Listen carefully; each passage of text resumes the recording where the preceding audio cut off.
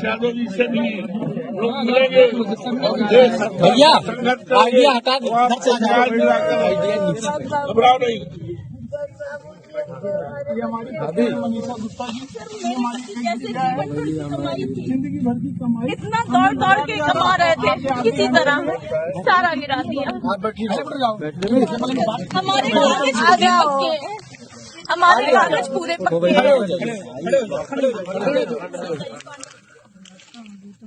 बैठे रहे बाकी लोग बैठे रहे ना, एक को बात करने दीजिएगा। आप थोड़ा सा आगे जहाँ पर नीचे कर लो भैया ना साहब, नीचे कर लो, दूसरी जाओ कम से कम। रही है अरे देख रहा हूँ सर्वेश एकदम लेकिन आज अफसोस है ऐसे पकड़ने यार, बताओ। भारतीय जनता पार्टी के राज में प्रभु श्री राम की मर्यादा तोड़ी जा रही है। इस बात को लेकर संसद में भी मैंने उठाया था। फोन किसका है? वो पीछे करो, तुरंत खराब होगा। ऐसा हम क्यों लेना है? यहाँ पर ये घर ढहाया गया है, जिस घर के लिए नक्शा पास है, खसरा खतौनी में नामदर्ज है, सामने देखिए, सामने मत देखिए। और बैंक लोन में भी ये सारी कानूनी प्रक्रिया पूरी है। इसके बावजूद ये आदित्य योगीनाथ के राज में ये जुर्म अत्याचार हो रहा है, लोगों को उजाड़ा जा रहा है। हम समाजवादी पार्टी के लोग संकल्प करते हैं, प्रभु श्री राम की धरती पर शपथ लेते हैं, हम इस अन्याय अत्याचार के खिलाफ हम संघर्ष करेंगे, पीड़ित परिवार को न्याय दिलाएंगे और इस बात का आगाह करेंगे इस तरह का अन्याय अत्याचार जनपद अयोध्या में मर्यादा पुरुषोत्तम राम की धरती पर नहीं होने पाएगा। कल इस मामले को लेकर जिलाधिकारी फैजाबाद से पार्टी हम सब लोग इस पीड़ित परिवार को साथ लेकर उनको अभिलेख दिखाएंगे, कागजात दिखाएंगे। मुझे उम्मीद है जब कागजात देखेंगे तो जिलाधिकारी और अधिकारी इस गलतियों को स्वीकार करेंगे और इन्होंने इस तरह का काम किया है, अन्याय किया है, अत्याचार किया है, घर घर गिराया है, लोगों को उजाड़ा है, निश्चित तौर से ऐसे लोगों के खिलाफ कार्रवाई करने के लिए जिलाधिकारी अपनी संस्तुत शासन को करेंगे। धन्यवाद। कुमार गुप्ता, ये सप्त सागर कॉलोनी है और ये हमारे पीछे खड़े हैं संतोष गुप्ता, और ध्यान से देख लो, संतोष गुप्ता नाम है, गुप्ता जी हैं, और ये बगल में इनके श्रीमती मनीषा गुप्ता जी हैं। दोनों लोग मेरे बगल में खड़े हैं और पीछे ये बिमलेश सिंह, ये पटना के रहने वाले हैं, पटना के रहने वाले हैं श्री बिमलेश सिंह। ये गुप्ता परिवार है। पीछे देख लो, पूरी बिल्डिंग जो गिरी हुई है, छत, ये जो छत पूरा गिरा हुआ देख लीजिए आप लोग, छत। मनीषा गुप्ता और इनके पति संतोष गुप्ता ने 2018 में जमीन ली। कितनी जमीन है ये? 1800 स्क्वायर फीट। इन्होंने 1800 स्क्वायर फीट जमीन लिया। जमीन लेने के बाद उस जमीन का दाखिल खारिज कराया।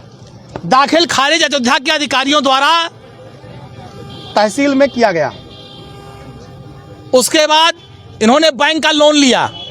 बैंक मैनेजर द्वारा बैंक का लोन लिया गया और बैंक मैनेजर का कहना है कि हमने यहाँ पर जांच किया है, 30 वर्षों के पहले यहाँ कोई तालाब था ही नहीं, ऐसा बैंक मैनेजर ने बयान दिया है। उसके बाद इनकी इस जमीन पर जो बिल्डिंग इन्होंने बनाना शुरू किया, जो आप देख रहे हैं, जो योगी सरकार के बुलडोजर ने गिराया है बगैर किसी नोटिस के। 3 महीने से लगातार काम चल रहा था। 3 महीने से छत पड़ गई थी पहली, दूसरा ऊपर काम चल रहा था। इन्हें कोई नोटिस नहीं दी गई। इनका इस जमीन पर दाखिल खारिज है। विकास प्राधिकरण से पूरी तरह से नक्शा पास है। विकास प्राधिकरण का नक्शा किसने पास किया? योगी सरकार के अधिकारियों ने। जमीन का दाखिल खारिज किसने किया? योगी सरकार के अधिकारियों ने। योगी सरकार के अधिकारियों ने दाखिल खारिज किया। नक्शा किसने पास किया? योगी सरकार के अधिकारियों ने। लोन किसने किया? बैंक के मैनेजर ने। बैंक सरकारी किस बैंक से है? यूनियन बैंक, सरकारी बैंक है यूनियन बैंक। उसके बैंक के मैनेजर ने पास किया। और उसके बाद सुप्रीम कोर्ट का आदेश है कि बगैर किसी नोटिस से किसी के मकान पर बुलडोजर नहीं चलेगा। अभी कुछ दिन पहले सर्वोच्च न्यायालय ने आदेश दिया है। लेकिन पूछ लीजिएगा अभी आप गुप्ता फैमिली से, इन्हें कोई नोटिस नहीं दी गई। एक भी नोटिस, सिंगल नोटिस इनको नहीं दी गई। और कल रात में चोरों की तरह बुलडोजर लेकर आए और इनका पूरा मकान गिरा दिया। इनका पूरा मकान गिरा दिया। इन्हें कोई नोटिस नहीं। अगर इनकी जमीन गड़बड़ थी तो इनको नोटिस देते, ये कोर्ट जाते, मुकदमा लड़ते, अपनी बात कहते। लेकिन ये तो हिटलर को फेल किए हैं। भाजपा सरकार वाले कि न कोई नोटिस देंगे, न कोई बात करेंगे, सीधे आएंगे बुलडोजर लेके मकान गिरा देंगे, जिसकी समाजवादी पार्टी निंदा करती है। भारतीय जनता पार्टी की सरकार के जो ये अधिकारी हैं, जिन्होंने दाखिल खारिज कराया, जिन्होंने विकास प्राधिकरण से नक्शा पास कराया और जिन्होंने इसको गिराया बुलडोजर से, इन सब पर कार्रवाई होनी चाहिए। इन पर मुकदमा लिखा जाना चाहिए गुंडई का, इन पर मुकदमा लिखा जाना चाहिए मकान तोड़ने का। जितनी धाराएं लग सकती हैं सब पे मुकदमा होना चाहिए और इन अधिकारियों से जुर्माना वसूल कर जितना गुप्ता फैमिली का नुकसान हुआ है उसकी भरपाई इन अधिकारियों के जेब से होनी चाहिए। ये हम लोग मांग कर रहे हैं। खून पसीने की कमाई से आदमी लोन लेकर मकान बनाता है, ईटा गिट्टी मोरंग बालू सरिया लाता है, उसके बाद लेबर मिस्त्री का खर्चा अलग से देता है। ये भाजपा सरकार में वो लोग नहीं हैं जो गरीबों की जमीन को सस्ते में लेकर बेचकर पैसा कमा रहे हों। ये मध्यम वर्गीय लोग हैं, अपना एक एक रुपया जोड़कर मकान बना रहे थे। लोग टूट जाते हैं घर बनाने में और तुम तरस नहीं खाते बुलडोजर चलाने में। योगी सरकार ने गरीबों पर मकानों पर बुलडोजर चलाया और ये बिमलेश सिंह पटना से आए हैं, करोड़ों की जमीन लिए हैं, इनका भी न कोई नोटिस, न कोई बयान, न कोई पर्चा, सीधे बुलडोजर।